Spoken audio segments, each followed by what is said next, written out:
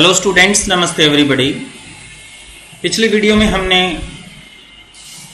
कुछ मॉडल्स पढ़े, ought to का यूज़ पढ़ा, should का यूज़ पढ़ा, ought to और should में जो फर्क था वो पढ़ा, would का यूज़ पढ़ा।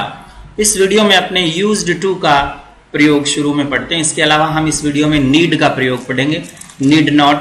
और इसके अलावा इस वीडियो में हम dare का भी यूज़ पढ़ेंगे। तो देखिए कैसे इसके कहाँ कहाँ यूज़ करते हैं सेंटेंसेस में, ध्यान से देखेंगे तो आपको सब पता चल जाएगा। देखिए यूज्ड टू की बात करते हैं। यूज्ड टू की जब हम बात करें तो ध्यान दीजिए, यूज्ड टू का प्रयोग ऐसे सेंटेंसेस में किया जाता है जहां पर हमारा एक हैबिट पास्ट में थी, हमारी एक रूटीन पास्ट में था, हमने एक रूटीन बना रखा था, पास्ट के अंदर हमारी कोई हैबिट थी, लेकिन अब वो हैबिट नहीं है। ऐसी बात करने के लिए हम यूज टू का प्रयोग करते हैं। जैसे आप कहें बचपन में मैं तैरने जाया करता था, लेकिन अब नहीं जाता, तो कैसे बोलेंगे?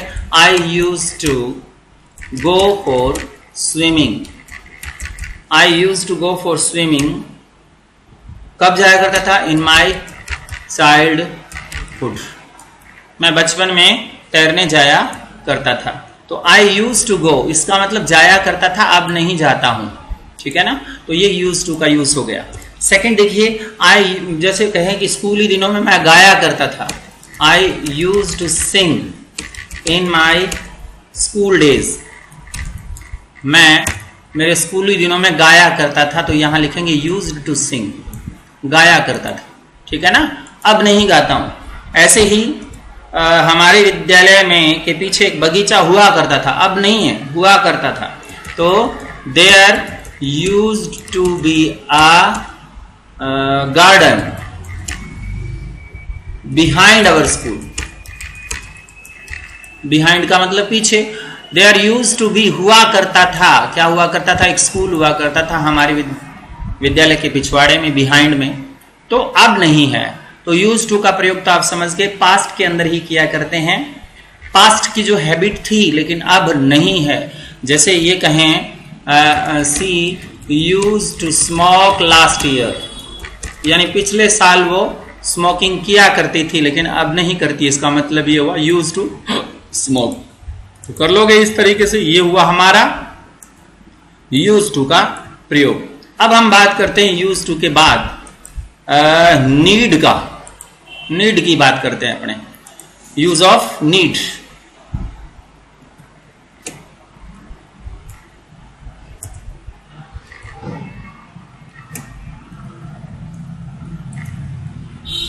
Use of need. अब नीड की बात करते हैं, या यूं कहें नीड के साथ हम नोट लगाते हैं। जब मॉडल ऑक्सिलियरीज में इसका यूज करते हैं तो हम इसके साथ नोट लगाते हैं। इस बात को आप विशेष रूप से ध्यान रखेंगे। ओके, इसके साथ कैसे लगाते हैं थोड़ा ध्यान दीजिए। ये जो नीड है उसका यूज जो है इंटरोगेटिव और नेगेटिव सेंटेंसेस में किया जाता है। हालांकि इसका यूज पॉजिटिव या जिसको कहते हैं अफर्मेटिव, असर्मेटिव या इंफॉर्मेटिव सेंटेंसेस, तीन प्रकार के सेंटेंस होते हैं। अफर्मेटिव, असर्मेटिव, इंफॉर्मेटिव, तीनों सेंटेंसेस में इसका यूज किया जाता है। तो सबसे पहले अपने बात करते हैं नीड नोट की। तो नीड नोट का यूज जो है वो नेगेटिव सेंटेंसेस में यूज किया जाता है। किस चीज को बताने के लिए? ध्यान रखें, lack of necessity. Lack of necessity या यूजफुलनेस, या यूं कहें एंड ऑब्लिगेशन। जब नेसेसिटी की कमी हो, जरूरत की कमी हो, उपयोगिता की कमी हो, बाध्यता की कमी हो, यानी इनका अभाव जो होता है ना, आवश्यकता का अभाव, उपयोगिता का अभाव, बाध्यता का अभाव, तो उस समय अपने कहते हैं नीड नॉट। ध्यान रखना है, नीड नॉट की शॉर्ट फॉर्म होती है नीडंट। तो कैसे यूज करेंगे? सी नीडंट। सी नीडंट वर्क हार्ड। उसे कठिन मेहनत करने की जरूरत नहीं है, तो यहां लगाएंगे नीडंट। ठीक है ना? Needn't work hard. बात ध्यान दीजिए, इसके बाद बेयर इंफिनिटिव, बिना टू का वर्ब लगती है। टू प्लस फर्स्ट फॉर्म को इंफिनिटिव कहते हैं। तो इसके बाद जो वर्ब लगेगी बिना टू की लगेगी, जिसको कहते हैं बेयर इंफिनिटिव। तो बेयर इंफिनिटिव का यूज किया जाता है। जैसे ये कहें उसके बारे में तुम्हें चिंता करने की जरूरत नहीं है, कैसे बोलेंगे? You needn't worry about him, आपको उसके बारे में चिंता करने की जरूरत नहीं, तो नीडंट का यूज हो गया। नीडंट वरी मतलब आपको चिंता करने की जरूरत नहीं, नीडंट टू वरी कहेंगे तो गलत हो जाएगा, बेयर इंफिनिटिव का यूज करते हैं। ऐसे ही सी नीडंट गो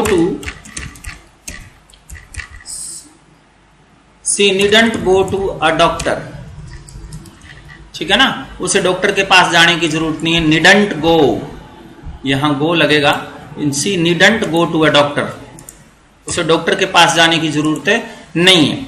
तो नीड नॉट के बाद गो का यूज किया जाता है, फर्स्ट फॉर्म का यूज किया जाता है। इसके साथ वर्क, ये देखो फर्स्ट फॉर्म बिना टू के, इसी तरह वरी बिना टू के, ये वर्ब्स है। तो ये वर्ब्स कौन सी है? बेयर इंफिनिटिव है, बिना टू की वर्ब का यूज किया जाता है, मतलब उनको ऐसा करने की जरूरत नहीं है, यहाँ लैक ऑफ नेसेसिटी है, लैक ऑफ नेसेसिटी है। तो अब हम ये है इनका कभी कभी मतलब नीड के साथ में कभी कभी ऐसा भी आ जाता है, नीड प्लस हार्डली या नीड प्लस स्कैर्सली। ये हार्डली और स्कैर्सली जो वर्ड हैं ये अपने आप में नेगेटिव होते हैं, तो इसके ये ऐसे वाक्यों में नोट लगाने की जरूरत नहीं होती है। हार्डली और स्कैर्सली वाले सेंटेंसेस में नोट लगाने की जरूरत नहीं होती है, क्योंकि अपने आप में नेगेटिव होते हैं। कैसे? ही नीड हार्डली मेंशन, इसका मतलब क्या हुआ? ही नीड, उसे कहने की जरूरत नहीं है, नीड हार्डली मेंशन, यानी नीड के बाद हार्डली वर्ड आया है, हार्डली के बाद फर्स्ट फॉर्म यूज की गई है, तो ही नीड हार्डली मेंशन, उसे कहने की जरूरत नहीं है। जैसे यू नीड स्कैर्सली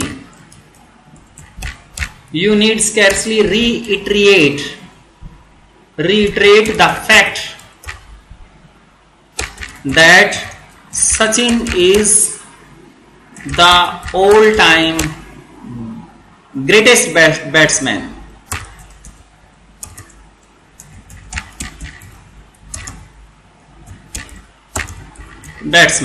अब ये नीड स्कैर्सली reiterate लिखा है इसमें, इसका मतलब क्या हुआ कि इस बात को दोहराने की बिल्कुल ही जरूरत नहीं है कि सचिन सर्वकालीन महानतम बल्लेबाज है। तो नीड स्कैर्सली रीट्रेट का मतलब उसे कहने की जरूरत नहीं है। तो नहीं वाले वाक्य के अंदर जरूरी नहीं कि नोट ही आए, उसमें हार्डली और स्कैर्सली भी का यूज भी किया जा सकता है। तो यहां भी क्या है, यूजफुलनेस का लैक है, मतलब उपयोगिता की कमी या उपयोगिता का अभाव है। ऑब्लिगेशन का अभाव भी इसमें हो सकता है। कई बार हम क्या करते हैं, जब नीड का यूज करते हैं तो ऐसे यूज करते हैं, needn't have plus third form of the verb का यूज कर लेते हैं। तो इसका मतलब क्या है कि उसको जरूरत तो नहीं थी परंतु उसने ऐसा कर लिया, ऐसा करने की जरूरत तो नहीं थी परंतु उसने ऐसा कर लिया। ऐसे वाक्यों में नीडंट के साथ हैव प्लस थर्ड फॉर्म लगाते हैं। कैसे? I needn't have brought my umbrella, मुझे मेरा छतरी लाने की जरूरत नहीं थी। needn't have plus third form, यानी परंतु मैं ले आया, लाने की जरूरत नहीं थी परंतु मैं ले आया। ऐसे ही you needn't have hurried, तुम्हें जल्दबाजी करने की जरूरत नहीं थी परंतु जल्दबाजी कर ली। You needn't have hurried मतलब तुम्हें जल्दबाजी करने की जरूरत नहीं थी परंतु कर ली, needn't have hurried। ऐसे ही C needn't have come in person, a letter could have been enough, मतलब उसको चल करके खुद नहीं आना चाहिए। needn't have come in person का मतलब चल करके खुद नहीं आना चाहिए, आ गया। A letter could have been person, एक लेटर ही काफी होता। तो निडंट हैव का मतलब होता है थर्ड पर्सन, ऐसा करने की जरूरत नहीं परंतु ऐसा कर लिया गया। अब ध्यान दीजिए, कई बार निडंट हैव प्लस लगाते हैं, लेकिन एक सेंटेंस और है, जैसे Ambuja didn't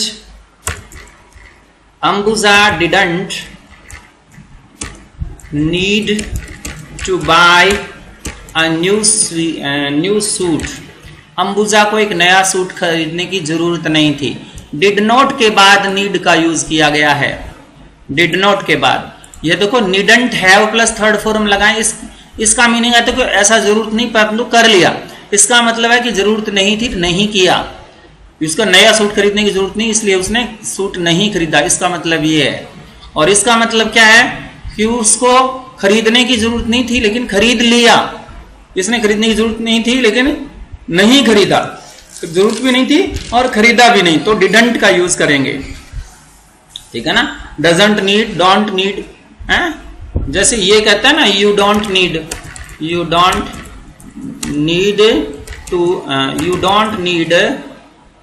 to be present at this time. आपको इस समय प्रेजेंट होने की जरूरत नहीं है, मतलब आप प्रेजेंट भी नहीं हो और प्रेजेंट होने की जरूरत भी नहीं है, तो यू डोंट नीड भी कह सकते हैं आप। तो इस तरीके से आपको डिडंट नीड, डोंट नीड, इनका मीनिंग अलग होता है। Need net have plus third form आता है, इसका मीनिंग अलग होता है। दोनों को बोलचाल की भाषा में अलग अलग मीनिंग होते हैं। और एक बात आप ध्यान रखें कि नीड का यूज जो है उसका यूज कहाँ किया जाता है? ऑब्लिगेशन के लैक ऑफ ऑब्लिगेशन में इसका यूज किया जाता है। लैक ऑफ ऑब्लिगेशन मतलब बाध्यता की कमी। जैसे क्या उसे भीख मांगने की जरूरत है, ऐसे भी अपने उसको यूज कर सकते हैं। नीड ही बैग मतलब क्या उसे भीख मांगने की जरूरत है? नहीं, इंटेरोगेटिव सेंटेंस में भी इसका यूज करते हैं। जैसे नीड सी वॉश क्लॉथ्स, क्या उसे कपड़े धोने की जरूरत है? नीड सी। जैसे नीड ही अर्न, क्या उसे कमाने की जरूरत है? तो नीड के इस तरीके से भी अपने यूज कर सकते हैं।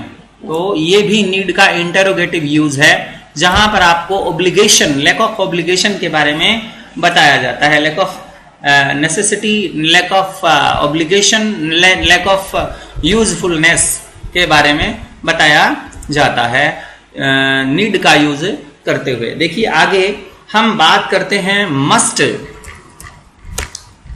मस्टंट, ठीक है ना, और needn't.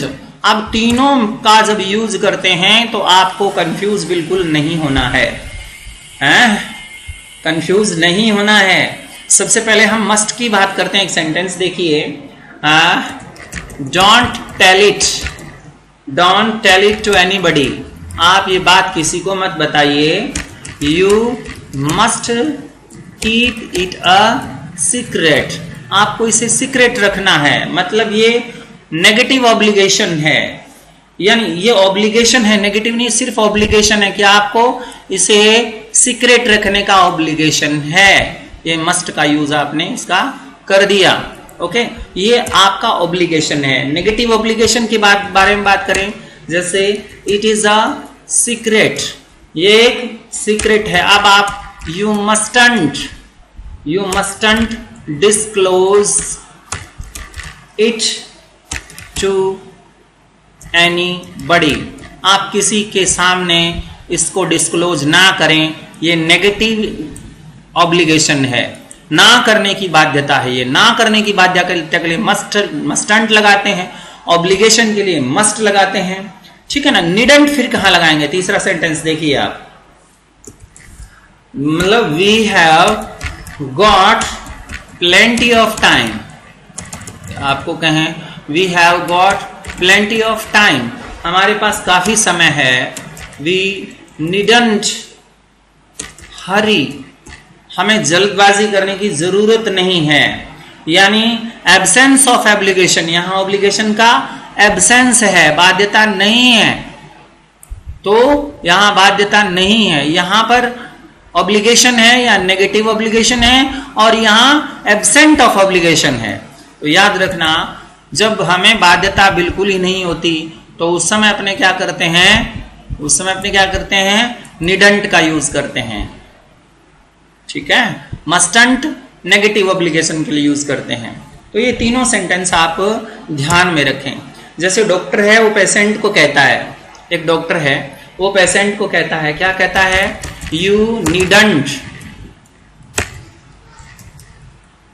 Needn't go on diet, आपको डाइट पर जाने की जरूरत नहीं है, बट यू, अब आगे वो एक नया सेंटेंस शुरू कर देता है, but you mustn't take food sensibly, sorry, but you must take food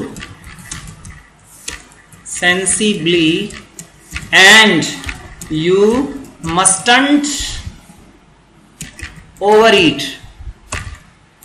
अब ये देखो, डॉक्टर जो बात कह रहा है बड़ा सोच समझ के कह रहा है डॉक्टर बात। डॉक्टर जो है वो बात बड़ा सोच समझ के कह रहा है। यू नीडंट गो मतलब यहां क्या है, एब्सेंस ऑफ ऑब्लिगेशन, यानी जरूरी नहीं है आपके लिए डाइट पर जाना, परंतु आपके लिए ऑब्लिगेशन है। वो कौन सा है, मस्ट टेक फूड, आपको भोजन बड़ा समझदारी से करना है, ये ऑब्लिगेशन है। और नेगेटिव ऑब्लिगेशन ये है कि आपको ओवर ईट नहीं करना है। नेगेटिव ऑब्लिगेशन ये है कि आपको ओवर ईट नहीं करना है। तो ये आपका ऑब्लिगेशन है कि आपको ओवर ईट नहीं करना है, ये नेगेटिव ऑब्लिगेशन है। तो तीनों बातें एक ही सेंटेंस में आ गई कि you needn't go on diet, आपको डाइट पर जाने की ऑब्लिगेशन नहीं है, ठीक है ना, आपको एब्सेंट ऑफ ऑब्लिगेशन है यहाँ पर। यू मस्ट टेक फूड, यहाँ ऑब्लिगेशन है, बाध्य है, फूड जो है समझदारी से करना है। मस्टंट ओवर ईट नहीं करना है, ये नेगेटिव ऑब्लिगेशन है। तो तीनों सेंटेंस की बात यहाँ आ गई। अब रेलवे लाइन के ऊपर नोटिस आपने लिखा हुआ देखा होगा, क्या लिखा होता है, लिखा होता है people must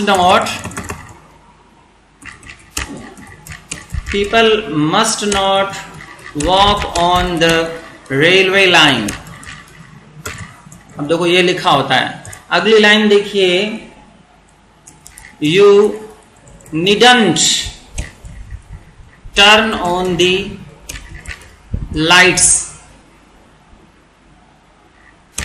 I can see very well.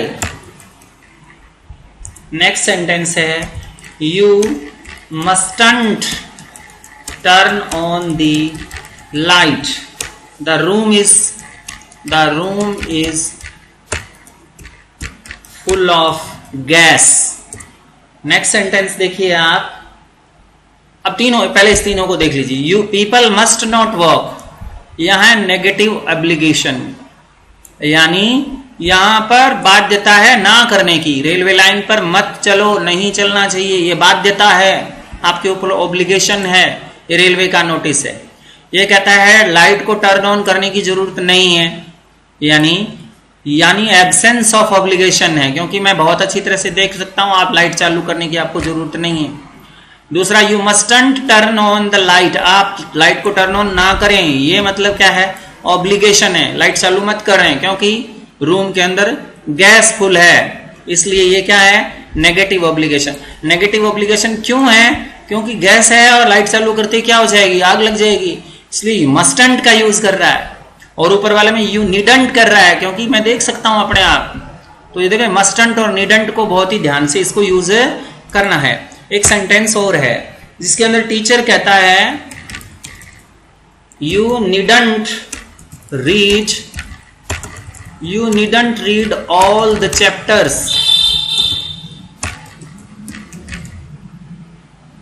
But you must read the first 4। अब वो कहता है you needn't read all the chapters, आपको सारे चैप्टर पढ़ने की जरूरत नहीं है, आपको सारे चैप्टर्स पढ़ने की जरूरत नहीं है। चैप्टर का मतलब पार्ट, तो नीडंट रीड लिखा है, इसका मतलब ऑब्लिगेशन नहीं है आपके ऊपर कि सारे चैप्टर पढ़ो, परंतु ऑब्लिगेशन क्या है, मस्ट रीड। ऑब्लिगेशन की एब्सेंस है, यहां पर जरूरत नहीं है, मतलब यूं कह, लैक ऑफ नेसेसिटी की बात कर रहा है यहां पर, और यहां पर मस्ट रीड, यहां ऑब्लिगेशन की बात कर रहे हैं कि पहले 4 जरूर पढ़ लो। तो यहां पहले 4 पढ़ने की ऑब्लिगेशन है, तो यहां मस्ट, मस्टंट, नीडेड, इन तीनों के डिफरेंस को आपने अच्छी तरह से समझ लिया और अब मुझे उम्मीद है कि आप गलती नहीं करेंगे। ओके, अब हम बात करते हैं डेयर की।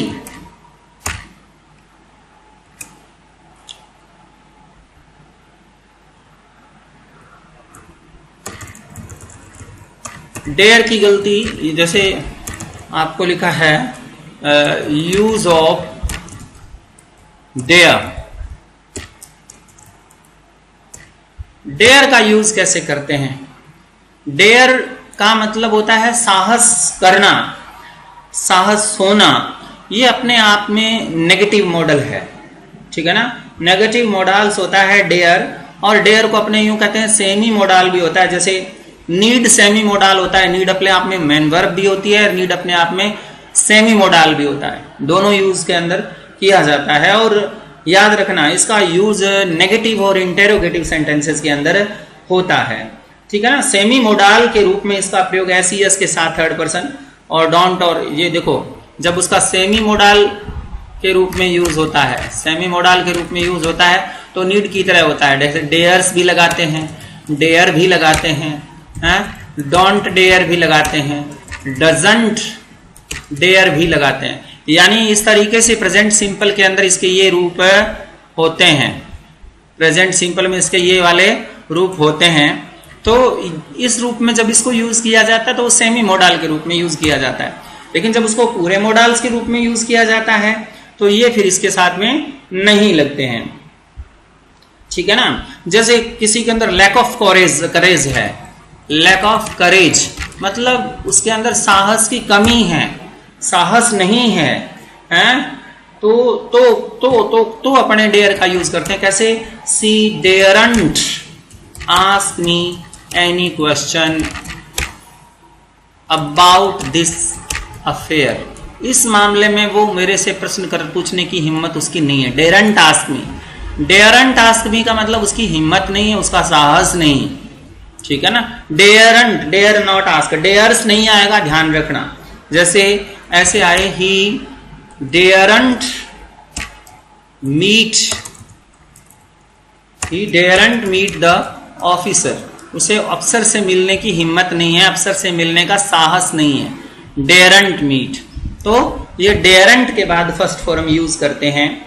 तो ये नेगेटिव सेंटेंस के अंदर जब लैक ऑफ करेज होता है, साहस की कमी होती है, तो उसके समय अपने डेयरंट का यूज करते हैं, डेयर नॉट का यूज करते हैं।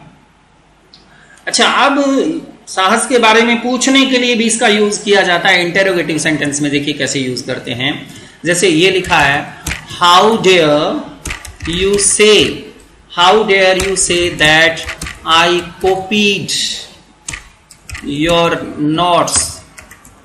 आप ये कैसे कह सकते हैं, यानी आपकी ये कहने की हिम्मत कैसे हुई कि मैंने आपके नोट्स की कॉपी की है, नकल करी है। तो हाउ डेयर यू। ऐसे ही आप इसको इन क्वेश्चन में पूछते हैं, dare you tell your teacher about your conduct. मतलब क्या तुम्हें अपने व्यवहार के बारे में अपने टीचर को बताने की हिम्मत है? तो यहां डेयर यू टेल, तो ये क्या हुआ है, क्या वाला क्वेश्चन जो है वो डेयर को हेल्पिंग वर्ब के रूप में यूज करके क्या वाला क्वेश्चन भी आप दाग सकते हैं। तो इसलिए इसमें भी शर्माने की जरूरत नहीं है। अच्छा, कई बार क्या होता है, डेयर का यूज एक अलग तरीके से किया जाता है। देखो अलग तरीके से कैसे किया जाता है, किसी को चैलेंज देने के लिए डेयर का यूज किया जाता है। और कैसे किसी को चैलेंज देने के लिए कैसे यूज किया जाता है, जैसे I dare you to win the election. इसका मतलब क्या है, I dare you to win the election, मैं आपको चुनाव जीतने की चुनौती देता हूं। मतलब सीधी बात करें तो मुझे चुनाव जीत कर दिखाओ, हैं? मतलब जीत कर तो दिखाओ आप मुझे चुनाव। तो I dare you to win the election, dare का मतलब यह है कि अगले को चुनौती देना। डेयर का प्रयोग इस तरीके से किया जाता है। ऐसे ही आप डेयर का यूज कर सकते हैं, I dare you to say that again. यहां टू का यूज किया जाता है क्योंकि डेयर का यूज कैसे कर रहे हैं अपने, सेमी मॉडल के रूप में यूज कर रहे हैं। I dare you to say that again, फिर से कहो तो जानू, ये बात फिर से कहो तो जानू, मतलब मैं आपको ये बात फिर से कहने की चुनौती देता हूं। जैसे ही द बॉलर, जैसे the bowler dared the batsman to hit the ball, bowler ने बैट्समैन को बॉल पर हिट करने की चुनौती दी, यानी उसने कहा कि मेरी गेंद पर अब कर मार के दिखाओ, सीधी सी बात है। तो यहां डेयर का यूज किया गया, the bowler dare the batsman to hit the ball, तो यहां डेयर की यूज करेंगे। ऐसे ही Veer Narayan dared his rival to wrestle with him, यानी वीर नारायण ने अपने प्रतिद्वंदी को डेयर्ड मतलब चुनौती दी कि उसके साथ कुश्ती करके दिखाए, कहा कि मेरे साथ कुश्ती करके दिखाओ। तो ये पास्ट के अंदर भी इसका यूज करते हैं। ऐसे ही सिंपल में देखिए, do you dare him to wrestle with you, इसका मतलब क्या है, क्या अपने साथ कुश्ती लड़ने की उसे चुनौती देते हो, हैं, उसके साथ कुश्ती लड़के दिखा, इसका मतलब ये हुआ कि तू उसके साथ कुश्ती लड़के दिखा। तो do you dare him to wrestle with you, तो ये जो है डेयर का मतलब होता है चुनौती देना, किसी को चैलेंज देना। तो अब सिंपल सेंटेंसेस में इसका कैसे यूज करते हैं आप, तो उसको यूज करना है। तो आज की वीडियो में हम सारे जो मॉडल ऑक्सिलियरीज है उसको हम फिनिश करते हैं। आप सारे वीडियोस जो हैं मॉडल ऑक्सिलियरीज के साथ 7 वीडियोस मैंने बनाए हैं, आप 7 वीडियोस को अच्छी तरीके से देख लोगे तो आप एग्जाम में सभी क्वेश्चंस को अच्छे तरीके से सॉल्व कर पाओगे। Thank you very much.